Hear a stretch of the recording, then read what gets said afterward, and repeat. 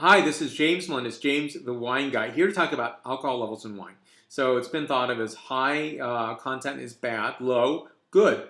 And there's that automatic assumption, and you think of maybe restaurants like RN74, where their focus has been a certain alcohol level range was acceptable and above that was not accepted. And what you think, what that actually results in is really what I'm getting at, is that you actually exclude certain wines, certain varietals, maybe many varietals, maybe certain growing regions.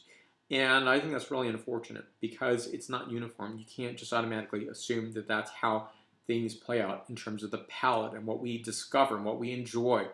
And I think that, yes, there's certainly a point where too low of an alcohol level may not be good.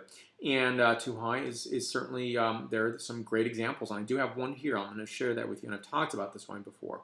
Now, for me, low alcohol levels really depend on this region, when the wine grapes are picked, and when the winemaker is just going to really plunge into what they're going to do. I think those that are not going to be toyed with, say, such as a de-alcoholization of wine, is not a good thing. I think it's not something that should be done because I think you're really changing the characteristic of the wine. Now, you have some examples here, and I'm going to talk about, say, this wine. I've talked about Midnight Oil. This is in the mid-14s. So when you think about that, it's Syrah. It can definitely handle that. But say in the RN74 example, this might be excluded, which is really unfortunate. But this is a great signature of wines coming from Santa Lucia Highlands. And so you're tasting some great signature on that wine. The varietal can handle it. So can Petit Syrah. So can Zinfandel certainly do that. And I've been through many seminars tasting low to high alcohol levels in Zinfandel, and sometimes the camps are pretty well established and won't consider a higher alcohol wine, even though it can definitely stride through on that. This is an Archery Summit wine. This is a mid-13s, about 13.5% alcohol content in this particular wine from Oregon, Willamette Valley. Now, this is a Blaufränkisch that is from Washington State, mid-13s. 13.5 to be precise. And this wine here is Nelms Road. It's a Cabernet Sauvignon from Washington State, 16.1%. Now, that is extremely high.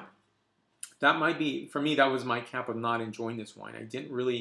I appreciated it to a certain degree, but I also recognized that the alcohol level was so high that it was interfering with some of the flavor characteristics that are probably there that are masked. So alcohol level is certainly something that can be a canvas and the paint, as I've said before, which is it's really going to highlight or de-emphasize maybe certain aspects of that painting.